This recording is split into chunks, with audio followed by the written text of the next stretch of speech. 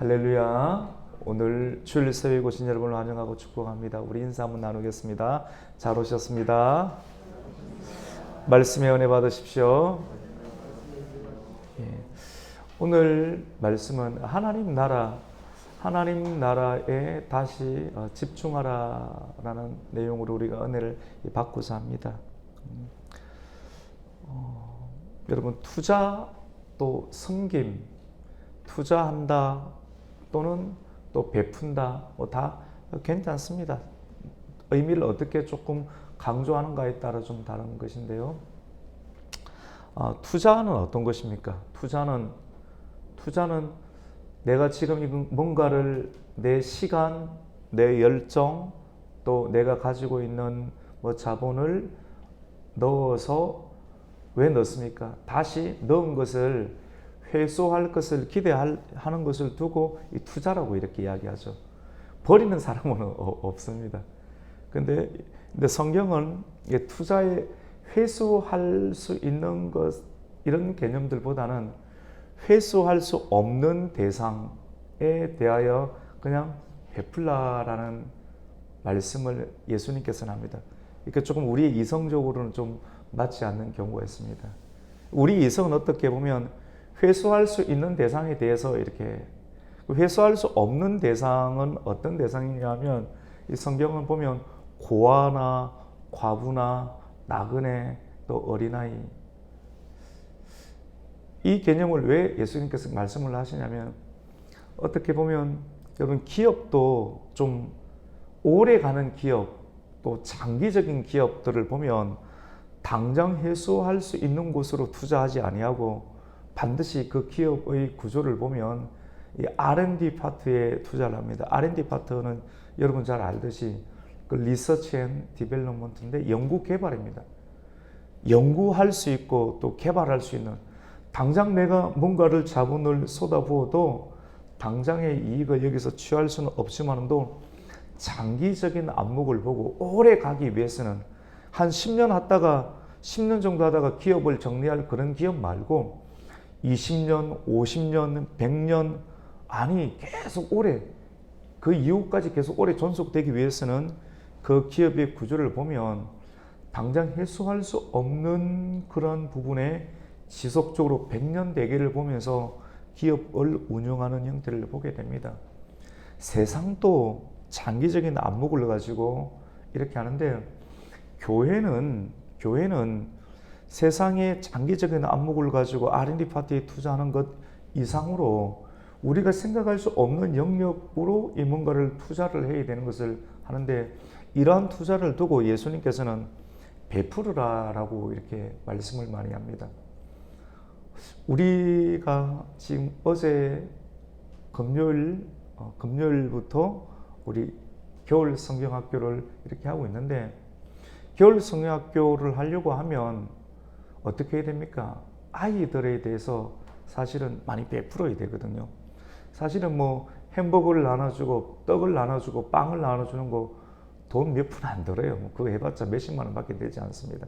그런데 아이들을 교육하고 또 아이들을 교육하기 위해서 어른들이 준비하고 헌신하고 선생님들이 세워주고, 이것은 금액으로 따지면 아이들 간식 나눠주고 눈에 보이는 것 이것보다 훨씬 더 많은 시간과 에너지가 필요한 것을 이렇게 보게 됩니다. 아이들에게 투자를 해야 됩니다. 교회가 장기적인 안목을 우리가 생각을 한다면 우리의 자녀들, 우리의 아이들에게 가장 좋은 것, 음식도 가장 좋은 것을 줘야 되고, 어린아이들의 프로그램, 어린아이들에게 줄 수 있는 어른들의 언어, 최고의 것들을 잘 준비해서 아이들에게 제공해 줄 때 그 사랑을 받고 아이들은 예수님을 발견하게 됩니다. 성도들과 어른들의 그 사랑을 경험을 하고, 왜 아이들이 말을 안 듣냐면 예수님의 사랑을 잘 못 느끼기 때문에 그런데, 그 사랑을 경험을 하고 정말로 하나님의 사랑이 이런 것이구나. 그래서 선생님들, 부모님들이 이야기하는 그 사랑의 중심 가운데 있는 십자가와 또 부활의 의미를 발견하게 되고 이 세상을 살아갈 때도 정말로 예수님의 길에 참여해야 되겠구나 라고 하는 그런 의식들이 깨어나는 그 중생의 역사가 아이들 세대에도 일어나고 있는 것을 우리가 발견하게 됩니다. 오늘 본문에는 이런 한 세 가지 형태를 이야기를 하면서 맨 마지막에 이런 하나님 나라의 R&D 파트에 우리가 투자를 해야 되고, 좀 설명하기 쉽게 투자라는 개념인지 사실은 근본적으로 의미를 바꾸면 무조건 쏟아부어라, 베풀으라라는 그런 개념들을 우리에게 말씀하는 것을 우리가 보게 됩니다. 예수님은 오늘 본문 14장 말씀에서 바리새인의 지도자 격에 해당하는 한 사람의 초대를 받고 그 바리새인의 가정을 방문을 합니다. 그리고 식사를 이렇게 나누고 있는데요. 여러분, 바리새인 중에도 예수님을 초대하는 사람이 있는가 하는 반면에 어떻게 하든지 예수님의 그 초대하는 자리 가운데서도 예수님께 흠이 있지 아니하는가라고 꼭 책 잡을 것만을 바라보면서 있는 사람이 있습니다. 우리는 그런 사람이 되어서는 안 되겠다. 똑같은 말씀을 듣더라도 책 잡을 것을 꼭 보는, 내 사명은 요런 책 잡아줘야지 그래도 교회가 된다라고 하는 그런 스타일의 류가 있습니다. 굉장히 피곤한 인생을 그렇게 산다라고 하면 참 피곤한 인생이기도 하고, 하나님 나라 가서도 하나님 나라 갈지 안 갈지는 잘 모르겠습니다. 그런 인생을 산다라고 하면. 근데 예수님은 그러한 일에는 개의치 않으시고 모든 것을 바로 하시고 복음을 전하셨습니다. 여러분, 예수님의 식사 자리에 누가 있는가 하면 오늘 성경 말씀 가운데 보면 수종병든 사람이 있었다라고 합니다. 옛날 성경에는 고창병이라고 기록이 되어 있는데 잘 모르시겠죠, 맞죠? 고창병이 무엇인지, 그리고 오늘 성경에 나오는 수종병이 무엇인지 한번 볼까요? 우리 14장 1절과 2절입니다. 같이 읽습니다. 시작. 안식일에 예수께서 한 바리새인 지도자의 집에 떡 잡수시러 들어가시니 그들이 엿보고 있더라. 주의 앞에 수종병 든 한 사람이 있는지라. 바리새인 집에 가보니까 그 사람이 있는 거예요. 우선 수종병이 뭐냐면 그 복부 있죠, 배. 복부에 물이 차는 겁니다. 물이 차는 겁니다.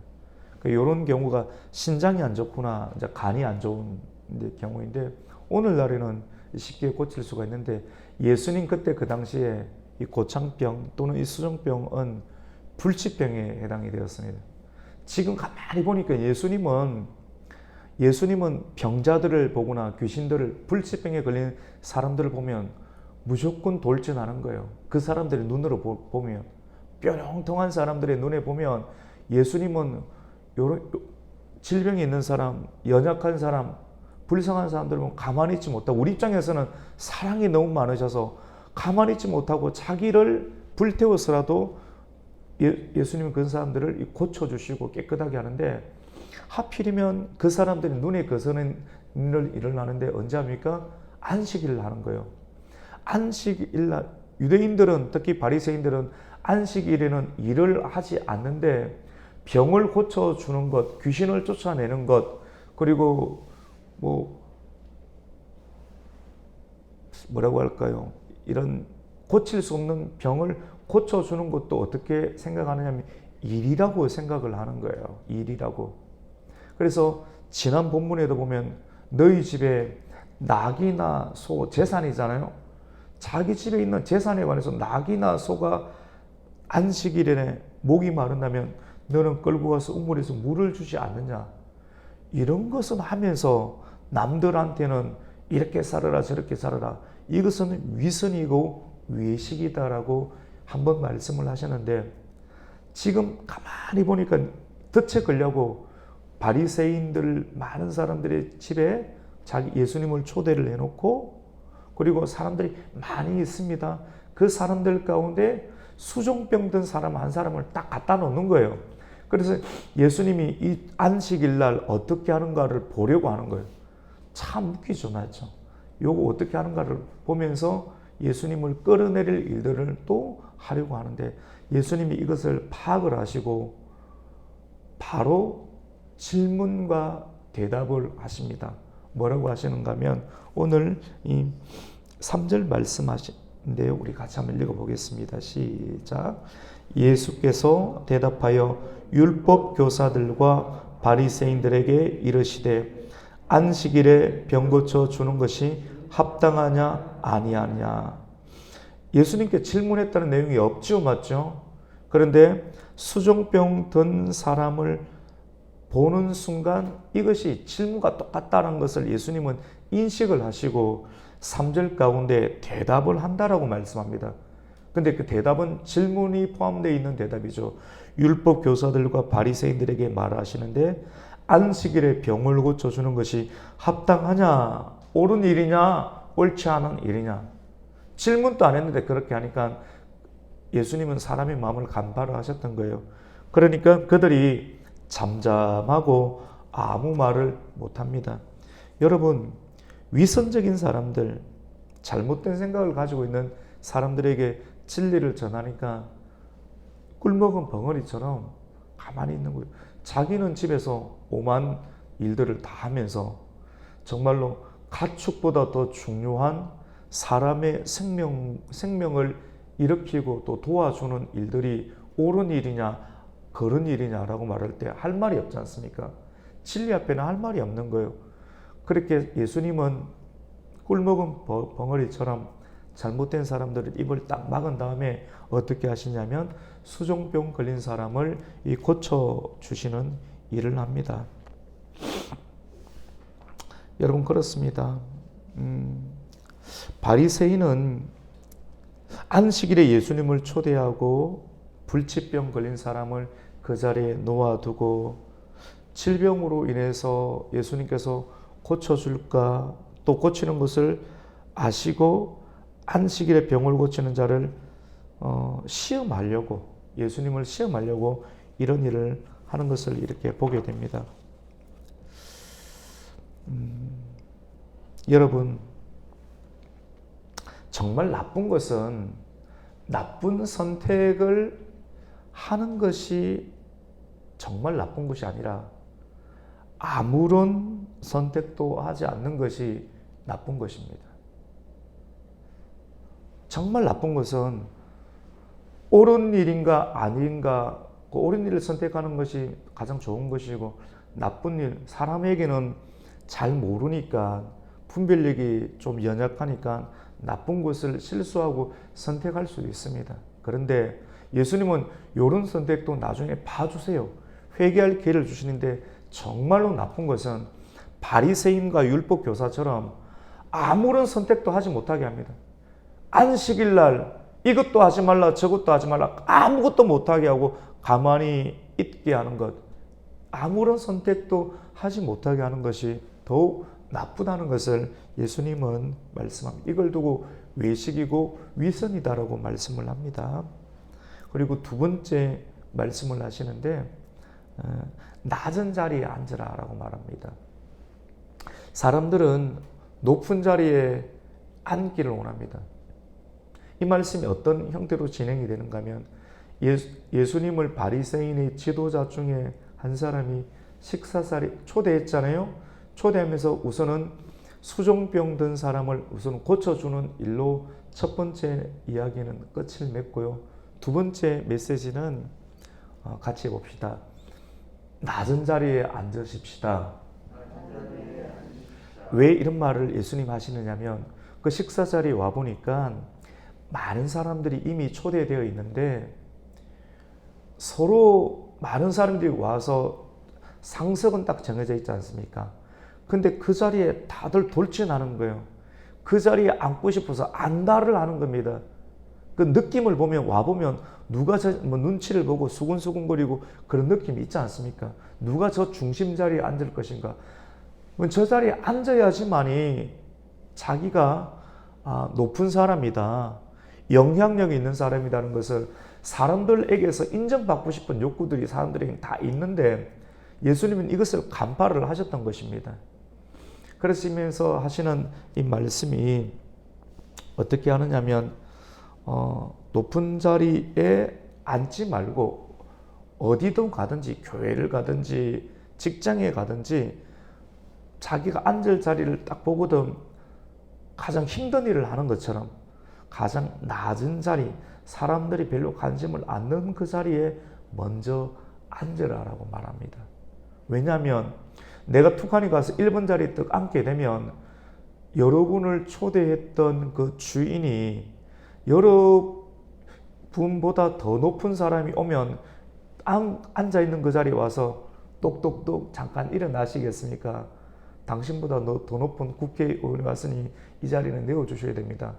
많은 사람들이 보고 있는 상황 가운데 다시 일어나서 그 옆자리나 빈자리로 내려가는 그러한 부끄러움을 경험할 수가 있으니 그래 하지 말고 처음부터 낮은 자리에 앉아 있으면 주인이 와서 당신의 자리는 이 자리가 아니라 바로 이 자리입니다 라고 하면 많은 사람들 가운데 그것이 영광이 된다 라는 말씀을 하고 있습니다. 우리 그 말씀을 한번 볼까요? 우리 8절과 9절 한번 읽어보겠습니다. 8절 9절 읽습니다. 시작. 내가 누구에게나 혼인잔치에 청함을 받았을 때는 높은 자리에 앉지 말라. 그렇지 않으면 너보다 더 높은 사람이 청함을 받은 경우에 너와 그를 청한 자가 와서 너더러 이 사람에게 자리를 내주라 하리니 그때 내가 부끄러워 그 자리로 가게 되리라. 여러분 이해되시죠? 맞죠? 처음부터 나는 이 정도니까 여기에 앉을 것이다 이렇게 하지 말고 조금 못한 자리로 가는 것이 부끄러움을 안 당한다는 것입니다. 그러면서 예수님 하시는 말씀이 10절에 보면 청함을 받았을 때 차라리 끝자리로 가라. 그리고 끝자리 가서 앉아라. 그러면 너를 청한 사람이 와서 너더러 이렇게 이야기를 하는데 보시오. 올라 앉으십시오. 그때서야 주인이 와서 그렇게 말을 할 때 주변에 있는 사람이 저 사람은 원래 주인이 와서 이 자리에 앉으라고 말할 만큼 높은 위치에 있는 사람인데 자기가 스스로 낮은 자리에 갔구나 하면서 모든 사람 앞에서 영광이 있으리라 라고 말씀을 합니다. 우리 11절 말씀 한번 읽습니다. 11절입니다. 시작. 무릇 자기를 높이는 자는 낮아지고 자기를 낮추는 자는 높아지리라. 아멘. 이렇게 이제 높은 자리보다 낮은 자리를 가는 것이 부끄러움도 안 당하고 오히려 나중에는 더 나중에는 다 알아봐 줍니다. 결국 장기적인 안목입니다. 오늘 설교도 처음부터 장기적인 안목에 R&D 파트 투자하라 이렇게 말했던 것처럼 좀 깊은 사람은 당장 덜컥 뭔가를 하지 않습니다. 길게 보고요. 멀리 가려고 하는 사람은 바닥부터 시작을 하는 것이 좋습니다. 바닥부터 낮은 자리, 구석진 자리. 그러면 나중에 사람들이 알면 저런 사람이 저런 일을 해 이렇게 하면서 많은 사람들에게 오히려 칭송을 받게 되고 그것이 예수님을 따라가는 사람의 그런 참된 모습이라고 이렇게 말씀을 합니다. 마지막 세 번째 말씀인데요.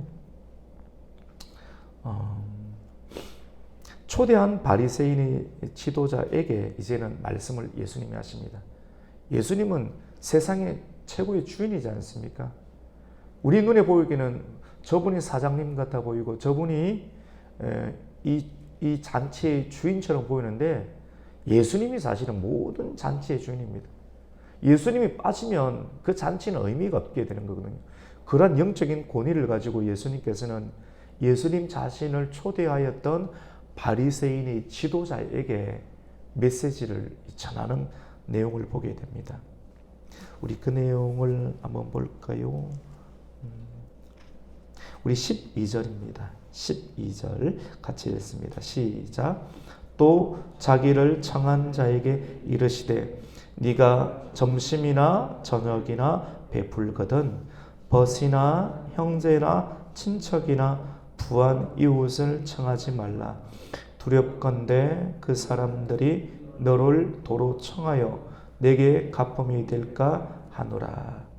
오늘날 이 시대 이전보다 교회의 명성과 또 지도자의 명성이 많이 떨어진 이유는 무엇이냐면, 저도 사실은 피곤해요. 사람들의 어떤 인식 이런 것이 이전에 뭐 지도자가 이랬다, 목사님이 이랬다 이런 식으로 막 거의 바라보니까 상당히 피곤하거든요, 사실은. 근데 그런 태도도 조금 이제 다 버려야 돼요. 이제는 내려놔야 되고, 너무 오래 가면 안 좋습니다. 그런 내용들 안 좋은데, 왜냐하면 지도자나 성도나 교회나 지도자는 성경대로 갈 때 하나님께서 권위를 부여해 주십니다. 존경과 권위를 부여해 주시는데, 오늘 말씀 가운데도 보면 너무 투자를 안 했던 거예요. 영적인 R&D 파트에 투자를 안 했던 거예요. 자기가 그것을 이속을 채리려고 하는 일들, 그것을 했기 때문에 그 권위를 많이 잃어버린 것을 이렇게 보게 됩니다. 이게 무슨 말이냐면요, 그 바리새인 지도자가 누구를 초대했냐면, 성경 말씀대로 영원한데 멀리 보면서 투자를 해야 되는데, 투자를 금방 물고기 건질 만한 조그만 피레미 잡는 데만 투자를 했다는 겁니다. 그게 어떤 의미냐면, 자기랑 비슷한 사람, 내가 이 식사 자리에 초대했을 때 내가 빨리 뭔가를 해소할 수 있다고 판단되는 사람들에게 투자를 한 겁니다. 그것이 뭐냐면, 오늘 성경 가운데 보면 오늘 12절 읽었잖아요. 점심이나 저녁을 베풀 때, 투자를 할 때 이런 사람들이 투자해야 됐던 거예요. 벗이나 형제, 친척, 부한 이웃, 한마디로 말해서 부자들을 초대해, 내하고 격이 맞는 사람들을 초대를 했다라고 하는 거예요. 아직까지 잘 이해 안 되시죠? 맞죠?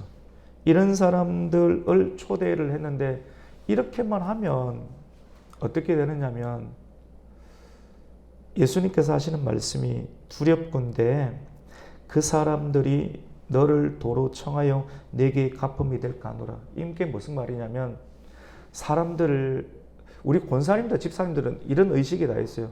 무슨 자기가 한번 은혜를 받았으면 그 은혜를 어떻게 합니까? 갚으려고 하죠. 이런 사람들에 투자하지 말라고 하는 거예요. 좀 아침부터 약간 불편하지는 않는데 이게 무슨 소린가 싶습니다. 그래서 우리 말씀 안으로 들어가 봐야 돼요. 사실 그렇게 깊은 메시지도 아니에요. 정상적으로 읽기만 읽어도 다 있는데 도대체 이게 어떤 의미인지를 잘 모르고 그렇게 실행을 안 할 뿐입니다. 이 말씀이 뭐냐면, 내가 지금 예배 가운데 초대할 사람, 그리고 내 돈을 베풀 사람, 내가 헌신할 대상을 나와 요즘 말하는 언어처럼 결이 맞고 격에 맞는 사람들에게만 하면, 이 사람들이 이걸 알아듣고 어떻게 하냐면, 여러분들에게 그 다음 주나 한 달 안에 다시 여러분을 불러내어서 식사를 제공한다는 겁니다. 우리는 이런 일에 너무 익숙한 거예요. 교회도 선교도 이런 식으로 다 감당하고 있어요. 근데 이렇게 가면 결코 교회가 오래 가지 못한다는 겁니다. 이런 식의 사고방식, 세상의 경영 방식, 저도 이런 느낌을 좀 하기도 해요. 하는데, 궁극적으로 교회나 우리 한 사람이 투자를 하고 설교하고 바라봐야 되는 관점이, 당장 회수할 수 있는 대상, 내가 지금 이렇게 했을 때 당장 1년 뒤에 2년 뒤에 부흥될 것만 같은 그런 형식으로만 교회 운영하지 말라는 겁니다. 멀리 좀 보라고 하는 겁니다. 회수할 수 없는 곳에 어린아이, 과부, 당장 뭔가 일으키고 당장 부흥이 되지 않는 것처럼 보이는 그런 대상들에게 헌신하고 쏟아붓게 될 때, 우리가 죽었어도 이 땅에서 거두지 못한다 할지라도 죽어서 반드시 하나님 심판대 앞에 서게 될 때, 계속 예수님 심판이란 말씀을 염두에 두고 말씀하는데, 그때 너희들이 의인의 부활에 참여하게 될 것이고, 의인의 부활에 참여하게 될 때 하나님께서 갚아주신다는 말씀을 하게 됩니다. 우리 한번 볼까요? 13절과 14절 말씀입니다. 같이 읽습니다. 시작. 잔치를 베풀거든 차라리 가난한 자들과 몸 불편한 자들과 전원 자들과 맹인들을 청하라. 그리하면 그들이 갚을 것이 없으므로 내게 복이 되리니 이는 의인들의 부활 시에 내가 갚음을 받겠음이라 하시더라. 아멘. 그러니까 너무 세상적인 경영적인 느낌으로 미국에서 온 느낌이죠, 맞죠? 그렇게 해서 똑똑하게 교회를 경영하다 보니까 나중에는 영적인 인정 느낌이 안 드는 거예요. 자녀들도 성도들도 잘 되는 것처럼 보이는데 안 되는 거예요. 근데 진짜 본인의 의미로 회수할 수 없는 곳에 계속 예수님 따라 그냥 쏟아붓는 거예요. 회수할 수 없는 곳으로. 그렇게 하다 보면 나중에는 내가 이 땅 가운데서 거두지 못한다 할지라도 천국에 가서 하나님께 상을 받는 거예요. 오늘 이 말씀을 통해서 여러분 선을 베풀 때 다시 돌아올 것이 없는 사람들에게, 가난한 사람들에게, 몸 불편하고 다리를 쳐나는 사람들에게, 그리고 시각장애인 이런 사람들을 섬길 수 있는 교회가 되어야 됩니다. 1000명, 2000명, 10,000명 저도 그런 목표는 갖고는 있는데 그것 자체에 완전히 마음을 두지는 않습니다. 그래가면 성공을 할 수 있어요. 마치 미국의 실리콘밸리 들어가는 것처럼 그런 식으로 우리가 인생을 계획하면 그런 인생을 살 수는 있겠지만도 행복하진 않을 수는 있어요. 성공을 할 수는 있지만도 과연 행복은 어떤 것일까? 우리는 이 말씀을 한번 봐야 됩니다. 내 손에 들어오면 성공을 하지만도 손엔 들어왔지만도 행복하지 않는 인생은 의미가 없게 되겠죠. 진정한 행복은 무엇이겠습니까? 그 일을 그냥 꾸준히 가는 거예요. 하나님 말씀을 계속 전하라는 일의 행복을 느끼는 거예요. 그리고 한 사람 한 사람이 변화되는 것에 물량적으로 3,000명이 되고 5,000명이 되지 않는다 할지라도 예수님을 따라서 가는 그 일들 가운데 꾸준하게 하면 우리가 죽었어도 의인의 부활에 참여하게 될 것이고, 그때 하나님께서는 많은 상급과 또 면류관을 주게 될 거예요. 이 땅에서 다 받으면 천국 가면 나는 너를 모른다. 부끄러운 구원을 받을 수가 있습니다. 그래서 우리는 진짜 멀리 보는 거예요. 이 땅에서 50, 60년 뿐만 아니라 정말 전부 죽음 이후의 세계까지 멀리 봐서 우리가 생활하고 또 활동을 하게 되면 이 땅 가운데서도 행복을 잃지 않는 그런 은혜가 있을 것입니다. 오늘 새벽에 오면서 여러분 어떻게 보면 이 개척교회 하는 목사 참 힘듭니다. 인간적으로 보면 아주 힘들어졌어요. 경제적인 부분이나 여러 가지. 그런데 솔직하게 이야기해서 저는 지금이 최고 행복한 것 같아요. 그런 마음이 듭니다. 사모님 보고 오면서 당신 지금이 행복합니다. 막 쇠뇌를 시키니까 말 안 하더라고요. 말 안 하는데 지금이 최고 행복한 거예요. 위기는 뭐냐면 있지 않습니까? 개척교회 할 때가 위기가 아니라 너무너무 잘 될 때, 너무너무 크게 될 때, 육신적으로 크게 되고 이러면 사람들이 함부로 범죄 못 하잖아요. 그때가 최고 위험합니다. 언제가 최고 안전하면 어떻게 사는지도 모를 때. 진짜 지금은 제가 아내도 새벽에 나와서 집에 아침에 밥 먹고 좀 다시 나와서 11시, 12시까지 집에 들어갈 밥 먹을 틈도 없어요. 밥 시켜 먹고 막 그래요. 그래 해도 모자라요.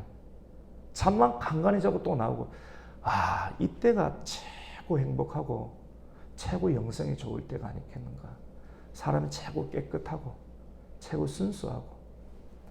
그리고 이 말씀을 계속 같이 전하면 성도들이 아니까 성도들도 그 인생 가운데 참여하게 되고, 이런 변질되지 아니하는 그런 순수함과 깨끗함을 우리가 끝까지, 나중에 하나님께서 물질도 주고 은혜도 주었을 때도 우리가 상석에 앉으려고 하지 아니하고 낮은 자리로 가고, 사람들이 오히려 끝까지 떠밀어서 세워주는 단계로 하면 하나님께서 은혜도 주시고 물질도 주어도 우리가 그것을 잘 관리할 수 있는 청지기가 되지 않겠습니까? 오늘 이 말씀을 우리가 가슴 가운데 마음의 저변에 꼭 기억을 하면서 하나님 나라의 R&D 파트에 우리가 투자하고 또 베풀면서 정말 예수님을 따라가는 그 길들 가운데 영성을 추구하면서 하루하루를 살아갈 수 있는 저와 여러분이 되시기를 예수님의 이름으로 축복합니다.